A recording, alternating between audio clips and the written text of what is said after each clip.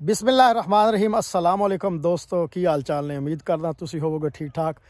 दोस्तों अज मैं तुहानू देहात दे अंदर जड़ियाँ मतलब फसलां या चारा वगैरह काश किया जाता मुख्तलिफ वीडियो के क्लिप दिखाने जा रहे हैं। जेड़े ते देहात नाल तलक रखने वाले दोस्त ने वो तो बिल्कुल समझ जाएंगे और ज़रूर कमेंट करके दसणगे कि मैं उन्होंने इस वीडियो के अंदर किहड़ी चीज़ दिखाई। और जेड़े शहरी ने वो भी उम्मीद करदा कि क्योंकि पहले हो सकता देहात च रहिंदे होण ते उस तो बाद शहर तशरीफ लैके गए ने, वो भी ज़रूर वीडियो देखण ते कमेंट करना कि मैं तुहानू केड़ा जिहड़ा है पौधा वो दिखाया ते तुसी दसना कि किहड़ी फसल है। ते क्योंकि तुहाडी जहनीयत दा ज़हन दा पता लगे, तुहाडी सोच दा पता लगे कि क्या तुसी देहात दे अंदर काश्त होने वाली चीज़ां जिहड़ियां ने फसलां ने वो समझ सकते हो या नहीं समझ सकते। तो आओ चलने फिर वीडियो का कर रहे हैं आगाज़। तो तुसी लाइक कमेंट और इस वीडियो के मतलब अपनी राय का इजहार ज़रूर करना। Let's go.